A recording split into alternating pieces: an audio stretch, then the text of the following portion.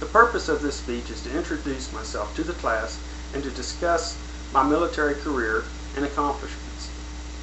I believe that an individual such as myself can join the military not directly out of high school, but several years after high school and with no college education, and still be able to work my way up from an E1 up to warrant officer by the time the person reaches their mid-40s.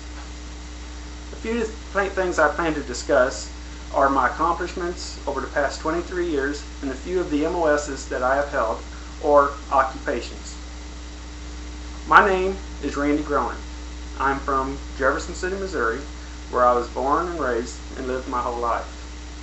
In 1986, I decided to join the Army Reserves, and the unit that I was assigned to was a hospital unit, and the MOS that I received was medical supply. As I worked my way up through the ranks, in order for me to receive my E6, I needed to transfer units. So I transferred to a unit in St. Louis, Missouri, which is approximately 2.5 hours from my home. After a couple years of drilling in St. Louis, I decided I wanted to move back or start drilling back in Columbia. So I switched my MOSs to a 92 Sierra. Once I received my 92 Sierra, I transferred back to Columbia, where I drilled there for another couple years. After a while, I decided I wanted to come on board AGR as full-time.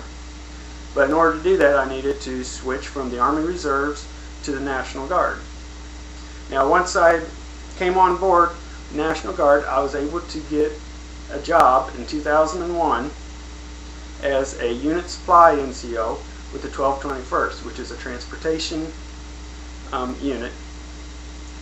Once I was with that unit for a couple of years, I transferred over to the 835th and was lucky enough to deploy with that unit to Iraq. I was in Iraq for just approximately a year. So when I came back from Iraq, in order for me to get my E7, I needed to transfer to another unit. So that's when I transferred to the Recruiting and Retention Battalion, where I worked there for approximately another 2 years. In the meantime, I was given this offer to become a property book officer for the 835th once again, but in order to become a property book officer, I needed to become a warrant officer.